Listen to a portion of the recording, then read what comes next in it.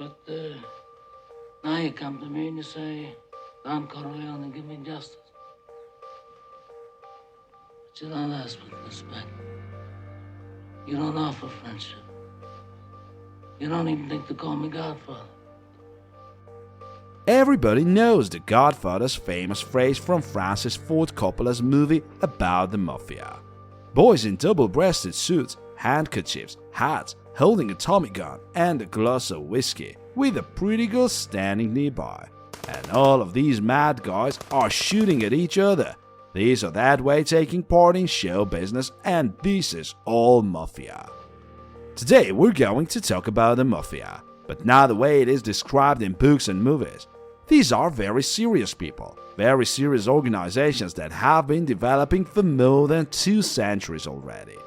And all the conspiracy theories connected with the shadow government can rightfully be attached to the activities of criminal organizations.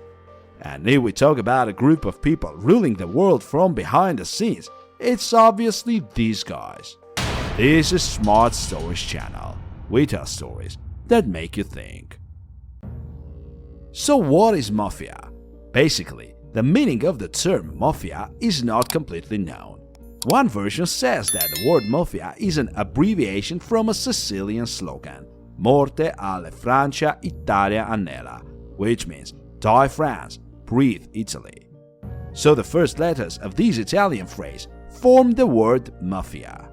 For almost 2 centuries, Sicily was under the rule of various countries, but it was always trying to fight for its independence, and eventually groups of armed people started uniting into a sort of militia. But actually they were semi-criminal units of strong young Sicilian guys that had their own structure, their own bosses and hierarchy. At that moment, they were fighting against the French who had occupied Sicily. But only in America this term has become an international identification of the Italian criminal groups. In Sicily, they never called themselves Mafia.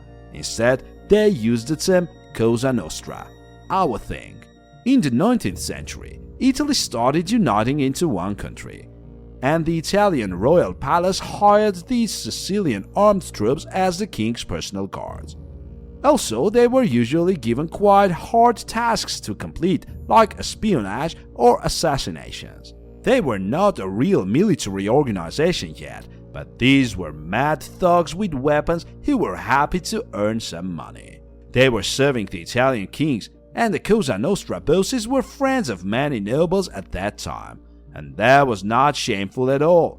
But as they gained so much power, naturally they started criminal business in Sicily. First of all, smuggling. Secondly, they controlled all the corruption on the island. Levies and racketeering. Cosa Nostra were demanding money for protecting businesses or craftsmen. Back then, this was all very local and not very serious in terms of finances. However, the structure was born. The Cosa Nostra had strict discipline, code of conduct which is valid today. It included many rules like vendetta, blood feud, or prohibition of talking about business outside of the family. At the end of the 19th century, the economic situation in Italy worsened, and the Italians started moving to the United States. Not only Sicilians migrated. Here came people from Naples, Calabria, and other parts of Italy. Anyone who lived poor and uncomfortable or just wanted to try himself in a new country moved to the United States. So all these people settled in New York and started living with the same customs and traditions they had back in Italy. And in the beginning of the 20th century, 2 large criminal groups appeared. One of them were the Sicilians, the Cosa Nostra, and the others were from Naples, the Camorra. These 2 Italian criminal structures began sharing business in New York.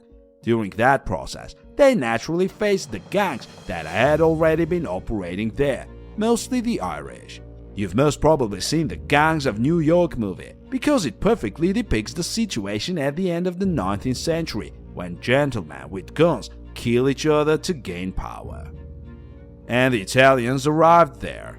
They already had a clear criminal structure, a hierarchy, a boss, a deputy boss, consiglieri, soldiers, scouts, and all these men settle in New York because there is always something to profit in Manhattan. dance, prostitution, illegal gambling, smuggling, and other businesses. And thanks to their unity and organizational skills, the Italians managed to throw the Irish out. What was the strength of the Italians? Both mafias, Cosa Nostra and Camorra, have very strong family relations. They didn't just come together to make money, but they were all related. They were clans united by blood. Naturally, when they got arrested by the police, they never sold each other off. Their interrogations went hard, and it was very difficult to put them to jail. How else were the Italians different from the Irish? For example, the first mansion of the Mafia was in New Orleans. This is the second largest city in the US, where the Italians migrated after New York. So the head of the New Orleans Police Department, David Hennessy, detained local Italians for some crimes. Other Italians simply murdered him. And this is when people in the US heard the word mafia for the first time. If in Italy there were 4 large mafias with their own names, Cosa Nostra, Camorra, Sacra Corona Unita, and the most cruel one, Ndrangheta, in America all these organizations were called mafia. And with this murder in New Orleans, the Italians came out to the stage. They didn't hesitate shooting the police. They had strong family relations, and it was very difficult to put them in prison. So by 1915-1917, the Italians took over the Irish and began sharing Manhattan. The division of territories was accompanied with clashes with each other, assassinations, shooting, and this war between Camorra and Cosa Nostra went on for a couple of years. As a result, the Neapolitans were defeated. Moreover, the NYPD finished the job when one of the arrested Neapolitans went mad and started giving up everything he knew. So whoever hadn't been killed by the Sicilians was arrested by the police. So from 1919, the Sicilian Mafia started ruling all the crimes of the United States.